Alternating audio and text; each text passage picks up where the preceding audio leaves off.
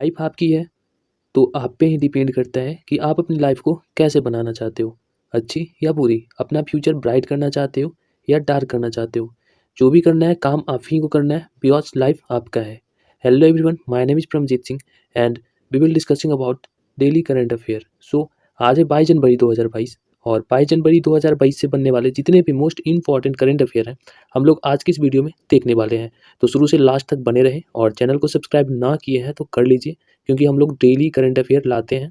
और इसका रिवीजन करने के लिए हमारे टेलीग्राम चैनल को ज्वाइन कर लीजिए, जिसका लिंक आपको ग्रुप के इस वीडियो के डिस्क्रिप्शन में मिल जाएगा। तो चलिए बढ़ते हैं आज के अपने वीडियो पे, आज के अपना पहला प्रश्न पे। आज का अपना पहला प्रश्न है, AFC महिला फुटबॉल एशियाई कप 2022 की मेजबानी कौन देश कर रहा है? तो इसका राइट आंसर हो जाएगा इंडिया, भारत, अपना भारत। 2022 AFC महिला फुटबॉल एशियाई कप की मेजबानी भारत कर रहा है। टूर्नामेंट में 12 टीम ट्रॉफी की प्रतिस्पर्धा में भाग लेंगी और आयोजन स्थल की बात करें तो नई दिल्ली और पुणे, और ये केमा संस्करण है तो संस्करण 20वां।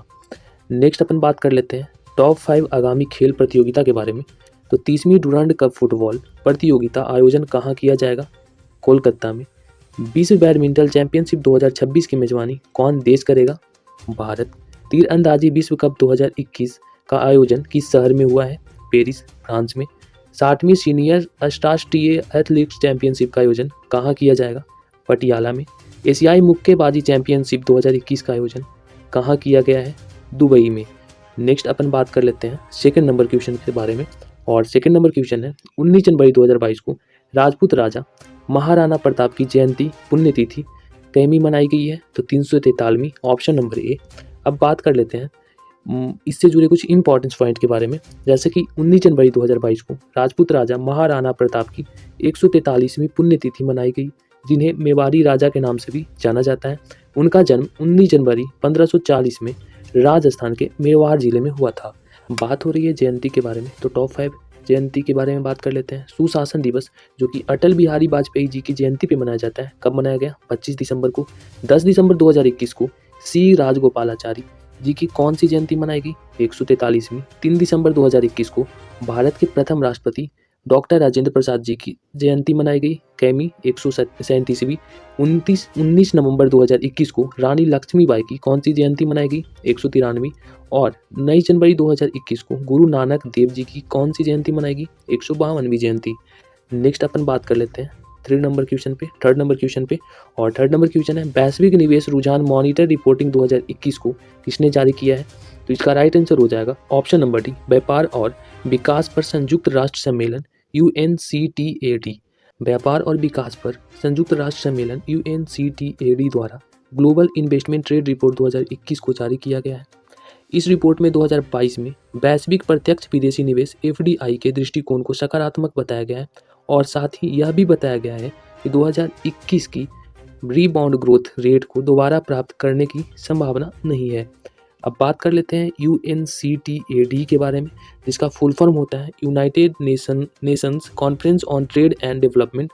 हिंदी बात करें तो संयुक्त राष्ट्र व्यापार और विकास सम्मेलन। इसकी स्थापना 30 दिसंबर 1964 को हुई थी। मुख्यालय जिनेवा, स्विट्जरलैंड में है। इसके महासचिव हैं रेबेका ग्रीनस्पैन। विश्व निवेश रिपोर्ट की बात करें तो UNCTAD जारी करता है। नेक्स्ट अपन बात कर लेते हैं, रिपोर्ट की बात हो रही है तो टॉप 5 रिपोर्ट के बारे में। अब अपन बात कर लेते हैं रिपोर्ट के बारे में। रिपोर्ट की बात हो रही है तो हेनली पासपोर्ट इंडेक्स Q3 2021 को किसने जारी किया है? हेनली एंड पोर्टनर्स ने। The state of climate service 2021 report को किसने जारी किया है? विश्व मौसम विज्ञान संगठन WMO के द्वारा। Global startup ecosystem report eco 2021 को किसने जारी किया है? स्टार्टअप जीनोम ने। Digital quality of life index 2021 को किसने जारी किया है? सार्क ने।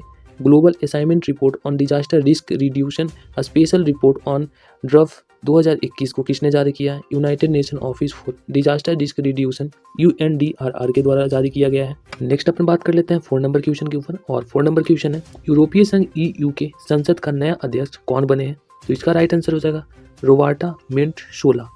इससे जुड़े कुछ इंपॉर्टेंट पॉइंट को देख लेते हैं। द्विपक्षीय देश माल्टा की नेशनलिस्ट पार्टी की नेता रोबर्टा मेंटशोला को यूरोपीय संघ EU की संसद का अध्यक्ष चुना गया है। अब नियुक्तियां की बात हो रही है तो टॉप नियुक्तियों के बारे में देख लेते हैं। पेट्रोलियम निर्यातक देशों की संगठन ओपेक के नए महासचिव कौन बने हैं? हैथम अल घीस।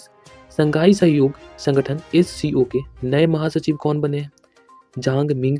इंटरनेशनल ऑटोमोबाइल फेडरेशन FIA के पहले गैर यूरोपीय अध्यक्ष कौन बने हैं? मोहम्मद बिन सुलेम। नेक्स्ट बात कर लेते हैं यूनिसेफ की नई प्रमुख कौन बनी है? Catherine Russell. नेक्स्ट अपन बात कर लेते हैं जर्मनी के नए चांसलर कौन बनी है?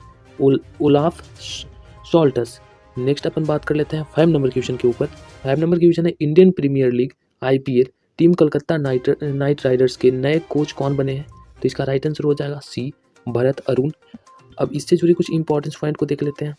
IPL की बात हो रही है तो IPL से जुड़े कुछ इंपॉर्टेंस पॉइंट को देखेंगे। पहले देख लेते हैं भरत अरुण को Indian Premier League IPL franchise team Kolkata Knight Riders को बॉलिंग कोच बनाया गया। भरत अरुण जो थे 2021 T20 वर्ल्ड कप तक टीम इंडिया के बॉलिंग कोच के पद पर थे। अब IPL की बात हो रही है तो IPL का फुल फॉर्म होता है इंडियन प्रीमियर लीग और IPL का पहला संस्करण 2008 में खेला गया था। इसमें विजेता टीम हुई थी 2008 में राजस्थान रॉयल्स और उप विजेता रनर टीम हुई थी चेन्नई सुपर किंग्स। बात कर लेते हैं IPL 2021 में ऋतुराज गायकवाड़ को ऑरेंज कप मिला है। ऑरेंज कप सर्वाधिक रन बनाने वाले को मिलता है और सर्वाधिक विकेट लेने वाले को पर्पल कप मिलता है जो हर्षद पटेल को मिला है 2021 में। और 2021 में IPL का 14वां संस्करण खेला गया था जिसमें विजेता टीम रही चेन्नई सुपर किंग। अब नेक्स्ट बात कर लेते हैं अपन 6 नंबर क्वेश्चन के ऊपर और 6 नंबर क्वेश्चन है किस देश की अध्यक्षता में वर्ष 2022 की ब्रिक्स शेरपाओं की पहली बैठक आयोजित की जाएगी? इसका राइट आंसर हो जाएगा option number C option number D चीन। चीन की अध्यक्षता में वर्ष 2022 की ब्रिक्स शेरपाओं की पहली बैठक 18-19 जनवरी को ऑनलाइन माध्यम से हुई और इस दौरान सदस्यों ने वर्ष 2021 में ब्रिक्स की अध्यक्षता को लेकर भारत का आभार जताया। अब बात हो रही है ब्रिक्स की तो ब्रिक्स के बारे में देख लेते हैं। ब्रिक्स 5 देशों का एक समूह है जो पहले ब्रिक था उसके बाद जब 2010 में दक्षिण अफ्रीका शामिल हुआ तो ये हो गया ब्रिक्स। इसमें देश हैं ब्राज़ील, रूस, भारत, चीन और दक्षिण अफ्रीका जो कि 2010 सबसे लास्ट में शामिल हुआ है। इसकी स्थापना 2006 में हुई थी और इसका पहला फर्स्ट समिट हुआ था 2009 में। इसका मुख्यालय संघाई चीन में है। ब्रिक्स का पहला सम्मेलन कहाँ हुआ था? जून 2009 में हुआ था रूस में। 2020 में ब्रिक्स सम्मेलन के 12वें संस्करण की अध्यक्षता किस देश ने की? तो इसका राइट आंसर हो जाएगा रूस। ब्रिक्स देशों की जनसंख्या दुनिया की आबादी का लगभग कितने प्रतिशत है? 40%। ब्रिक्स देशों की बैंक का क्या नाम है? New Development Bank NDB। Next अपन बात कर लेते हैं 7 नंबर क्वेश्चन पे और 7 नंबर क्वेश्चन है अंतर्राष्ट्रीय लोक कला महोत्सव में किसने स्वर्ण पदक जीता? तो इसका राइट आंसर हो जाएगा सुमित बाले। इन्होंने महाराष्ट्र के वैभव को अंतर्राष्ट्रीय मंच पर व्यापक रूप से सराहा गया। लावनी कलाकार सुमित बाले ने दुबई में अंतर्राष्ट्रीय लोक कला महोत्सव में स्वर्ण पदक जीता है। यह कहाँ के निवासी है? महाराष्ट्र के। अब बात कर लेते हैं लावनी के बारे में। तो लावनी महाराष्ट्र के लोकप्रिय नृत्य की एक शैली है जो पारंपरिक गीत और नृत्य का एक संयोजन है जो विशेष रूप से एक ताल बाद ढोलकी की थाप पर किया जाता है। नेक्स्ट अपन बात कर लेते हैं 8 नंबर क्वेश्चन के ऊपर और 8 नंबर क्वेश्चन है विदेशी टीमों के घर पर एक दिवसीय इंटरनेशनल में सबसे ज़्यादा रन बनाने वाले बल्लेबाज कौन बन गए हैं? तो इसका राइट आंसर हो जाएगा option number C Virat Kohli. जो कुछ इंपॉर्टेंट पॉइंट को देख लेते हैं। कोहली विदेश टीमों के घर में वनडे इंटरनेशनल में सबसे ज़्यादा रन बनाने वाले भारतीय बल्लेबाज बन गए हैं। कोहली से पहले यह रिकॉर्ड सचिन तेंदुलकर के नाम पे था जो कि 146 पारियों में 5065 रन बनाए थे साउथ अफ्रीका के खिलाफ। बात हो रही है क्रिकेट के ऊपर तो क्रिकेट से टॉप 5 जुड़े कुछ इंपॉर्टेंस क्वेश्चंस को डिस्कस कर लेते हैं जो कि आपके आने वाले एग्जामों के लिए काफ़ी इंपॉर्टेंट होने वाली है। तो किस क्रिकेट एसोसिएशन द्वारा दुनिया की सबसे बड़े क्रिकेट बल्ले का अनावरण किया गया? Hyderabad Cricket Association. Pink ball test cricket 2021 में शतक लगाने वाली पहली भारतीय महिला कौन बन गई है? स्मृति मंदाना। हाल ही में जारी ICC टेस्ट क्रिकेट रैंकिंग 2021 में भारत कौन से स्थान पर रहा है? पहले स्थान पे। क्रिकेट मैगजीन विजडन ने लगातार दूसरी बार Wisden leading cricket in the world किस खिलाड़ी को चुना? बेन स्टोक को। कौन से 3 देश अंतर्राष्ट्रीय क्रिकेट परिषद ICC के नए सदस्य बने हैं?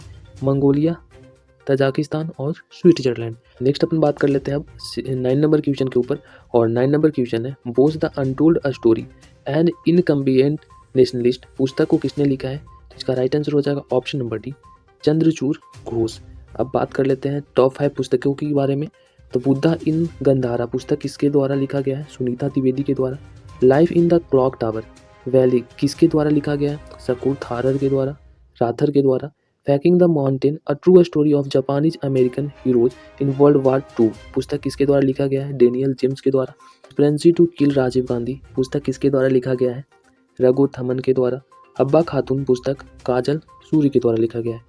नेक्स्ट अपन बात कर लेते हैं 10 नंबर क्वेश्चन के ऊपर, और 10 नंबर क्वेश्चन है, किस देश के पूर्व राष्ट्रपति इब्राहिम बाउकर कीता का निधन हो गया है? इसका राइट आंसर हो जाएगा सी, माली। इब्राहिम राउर कीता 2013 से 2020 तक माली के राष्ट्रपति थे। अब बात हो रही है माली की, तो माली के से जुड़े कुछ इंपॉर्टेंट पॉइंट को देख लेते हैं। जैसे माली अफ्रीका महाद्वीप में स्थित है, इसकी राजधानी बमाको है।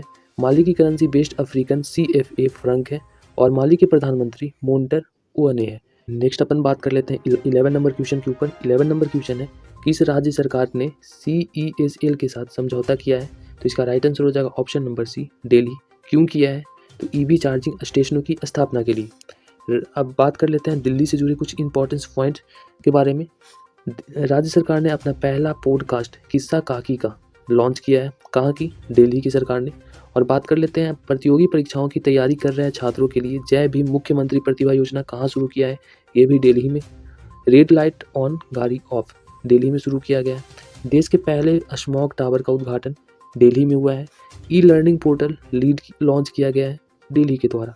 नेक्स्ट अपन बात कर लेते हैं 12 नंबर क्वेश्चन के ऊपर, और 12 नंबर क्वेश्चन है, हाल ही में AFC महिला फुटबॉल एशिया कप की मेजबानी कौन सा देश कर रहा है? भारत। ये हम पहले भी डिस्कस कर चुके हैं।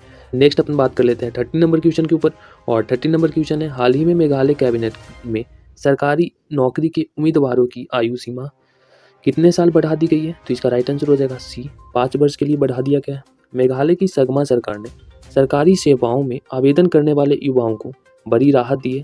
कैबिनेट ने सरकारी सेवाओं के लिए आवेदन करने वाले उम्मीदवारों के लिए जरूरी ऊपरी आयु 5 वर्ष की छूट देने का फैसला किया है। मेघालय के मुख्यमंत्री कोनराड सागमा ने बताया कि सरकारी नौकरी की तैयारी करने वाले और भर्ती के लिए आवेदन करने वाले अभ्यर्थियों के लिए ऊपरी आयु सीमा में 5 वर्ष की छूट देने की फैसला किया गया है। हालांकि ये पुलिस जैसे कुछ विभागों में इसे लागू नहीं किया गया है। हम बात कर लेते हैं 14 नंबर क्वेश्चन के ऊपर, और 14 नंबर क्वेश्चन है, हाल ही में हरिपाल सिंह अहलुवालिया का निधन हुआ, वो कौन थे? तो ये पर्वतारोही थी। अब ऑप्शन नंबर बी इसका राइट आंसर हो जाएगा। और आज का अपना लास्ट क्वेश्चन 15 नंबर क्वेश्चन है, हाल ही में किस देश ने एरो 3 का सफल प्रशिक्षण किया है? तो इसका राइट आंसर हो जाएगा ऑप्शन नंबर बी, इजराइल। और इजराइल से जुड़े कुछ करंट अफेयर को देख लेते हैं। तो इजराइल के नए राष्ट्रपति बने हैं इसाक हजोंग। ओफेक 16 नामक स्पाई सैटेलाइट लॉन्च किया गया है इजराइल के द्वारा। जलवायु परिवर्तन को राष्ट्रीय सुरक्षा मुद्दा घोषित किया गया इजराइल के द्वारा। बड़े पैमाने पर इनफिसिटेबल मिसाइल डिरेक्शन सिस्टम को प्रशिक्षण किया गया है इजराइल के द्वारा। तो आज का ये था अपना 15वां क्वेश्चन और लास्ट क्वेश्चन, जो कि हमारे आने वाले जितने भी एग्जाम हैं उसके लिए इम्पोर्टेंट होने वाले हैं। कमेंट करके बताना कि आज के सारे प्रश्न आपको कैसे लगे, और अगर इसका प्रैक्टिस करना चाहते हो तो लिंक नीचे डिस्क्रिप्शन में दिया गया है टेलीग्राम ग्रुप का, जहां डेली 8 PM पे इसी PDF से यहीं के क्लास से यूज कराया जाता है। यही सारे प्रश्न रहते हैं जो कि आप अगर वहाँ पे लगाते हो तो आपका रिवीजन हो जाएगा। तो मैं आपसे रिक्वेस्ट करूँगा कि अगर आप वीडियो पूरा देखे हो तो ग्रुप ज्वाइन करके क्यूज भी जरूर दें, ताकि आपका एक रिवीजन हो जाए। ओके, तो आज के लिए इतना ही। 15 क्वेश्चन ही थे हमारे पास। तो वीडियो देखने के लिए धन्यवाद। बाय बाय, टेक केयर, मिलते हैं नेक्स्ट वीडियो में। जय हिंद, जय भारत।